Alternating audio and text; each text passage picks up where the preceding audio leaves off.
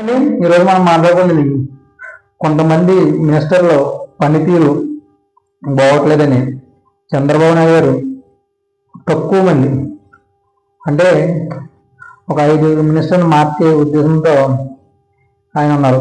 ఉత్తరాంధ్రలో కానీ, ఈస్ట్ గోదావరిలో కానీ, అండ్ రాయలసీమలో కానీ, అలాగే గుంటూరు కృష్ణాలో కానీ వీళ్ళు పనితీరు మార్చుకోమంటే మార్చుకోవట్లేదని మెయిన్లీ వీళ్ళని పక్కన పెట్టాలి అని డిసైడ్ అయ్యారు. మేబీ జూన్ నెలలో పక్కన పెట్టేస్తున్నారు. అలాగే మెయిన్ వైసీపీ ఏమన్నా విషయం ఉందంటే వాళ్ళ చేసి రాజధాంతాలను తిప్పుకోవటంలో టీడీపీ గవర్నమెంట్ అస్సలు సరిపోవట్లేదు. ఎందుకంటే ఏ మినిస్టర్ కానీ ఏ ఎమ్మెల్యే కానీ వెంటనే బయటకు వచ్చి మాట్లాడట్లేదు. అప్పుడప్పుడు వచ్చి అనిత గారు, అలాగే రాజు గారు, మాట్లాడే ఎమ్మెల్యే గారు ఆయనే మాట్లాడుతున్నారు. అంతే తప్ప ఓవర్స్ ల్యాండ్ విశాఖపట్నంలో 60 ఎకరాల గురించి వైసీపీ సోషల్ మీడియా అంతా కూడా బాగా గగ్గోలు చేసింది. అలాగే టీసీఎస్ గారి ఎకరాల గురించి అయితే మిషన్ స్పందన ప్రజల్లో.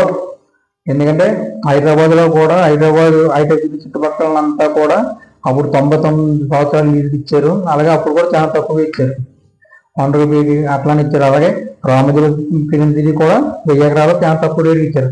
తర్వాత ఆ ఏరియా ఎలా డెవలప్ అయింది అన్న చూసాం. అలాగే టీసీఎస్ కూడా 21 ఎకరాలు 21 రూపాయలు ఇచ్చారు. ఆటోమేటిక్గా డెవలప్ అవుతుంది పెద్ద కంపెనీ ఎప్పుడు. దాన్ని తిప్పికొట్టడంలో ఊర్త అన్న ల్యాండ్స్ ఇచ్చారు కదా కంపెనీకి, అది తిప్పికొట్టడంలో మాత్రం బాగా వైఫల్యం చెందారు టీడీపీ. ఎందుకంటే అది కేసీఆర్ చిన్ని గారు తాలూకా మనుషులని కేసీఆర్ నాని గారు అన్నారు. ఇలా ఈ విషయంలో పెద్ద ప్రార్థన చేసిన వైసీపీకి సరైన సమాధానం చెప్పింది ఎవరు లేరు. మేము ప్రతినిధులు కూడా బయటకు వచ్చి మేము 2 సంవత్సరాలాగా కంపెనీ పెట్టి ఒక 2500 మంది ఉద్యోగాలు ఇస్తామని చెప్పినా సరే అది ఏమి జరగదని చెప్పారు. అలాగే కొన్ని విషయాల్లో మంత్రులు కూడా మనకెందుకు వచ్చింది, మనకు వచ్చింది ఏంటి, ఇప్పుడు బాగానే ఉంది, నెక్స్ట్ ఇప్పుడు ఓడిపోతే ఇప్పుడు వాళ్ళనే మంచి పరిస్థితి ఏంటి.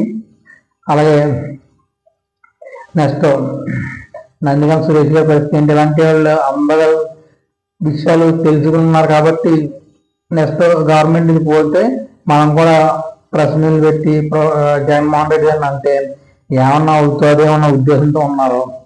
అలాగే కరప్షన్ అయితే మాత్రం టీడీపీ ఎమ్మెల్యేలు ఇసుకలో కానీ మద్యంలో కానీ విపరీతంగా కరప్షన్ చేస్తున్నారు. అది కూడా చంద్రబాబు నాయుడు తీసుకెళ్ళింది. అది కూడా వాళ్ళని ఇచ్చారు, అయినా సరే అలా మారట్లేదు. అలాగే ఇంకా లాస్ట్గా ఇంకా నాగబాబు గారికి ఎమ్మెల్సీ ఇచ్చారు కదా, ఇప్పుడు జూన్ నెలలో మినిస్టర్ ఉంటుంది. ఆ మినిస్టర్ పాటు ఇంకో 6 ఇచ్చే అవకాశం ఉంది. ఒకవేళ 6 ఇచ్చినా సరే కమ్యూనిటీ పరంగా అదే కమ్యూనిటీకి ఇస్తారా, లేదా వేరే కమ్యూనిటీకి ఇస్తారా, బీసీ అయితే బీసీకి ఇస్తారా, ఎస్సీ అయితే ఎస్సీకి ఇస్తారా, ఓసీ అయితే ఓసీకి ఇస్తారా అంటే వాళ్ళు. ఎందుకంటే మా వాడికి తీసేసారా అన్న ఫీలింగ్తో ఆ కమ్యూనిటీ ఉంటారు. అందుకని సేమ్ కమ్యూనిటీకి ఇస్తారా లేదా అన్నది చూడాలి. అలాగే మినిస్టర్ని మాత్రం ఒక 5-4 తీసేయడం మాత్రం ఇది కన్ఫామ్. ఎందుకంటే ఒకసారి నగ్గి మినిస్టర్ అయిన ఎమ్మెల్యే మినిస్టర్ అయిన వ్యక్తులు ఉన్నారు. అలాగే ఎప్పటి నుంచో పార్టీలో ఉండి ఆయన కూడా కరప్షన్ అది ఎక్కువ ఉందని ఆయన కూడా తీసేసి అదే ఉత్తరాంధ్రకు సంబంధించి వ్యక్తిని ఇవ్వడం, ఇలాంటివన్నీ జరుగుతున్నాయి. ఇవన్నీ లోపలగానే జరుగుతున్నాయి. అంటే ఉత్తరాంధ్ర వ్యక్తి ఒక పెద్ద నాయకుడు, ఆయన మీద విపరీతమైన అవినీతి ఆరోపణలు ఉన్నాయి. అదే సామాజికానికి ఇచ్చే అవకాశం ఉంది. ఇలా చెప్పుకుంటే పోతే ప్రతి ఎమ్మెల్యే ఇసుక కానీ ఇసుక లారీ 1000 రూపాయలు చొప్పున వసూలు చేయడం.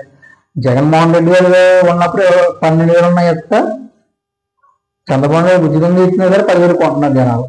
అంటే కరప్షన్ ఏ రేంజ్లో ఉందో ఆ రేంజ్.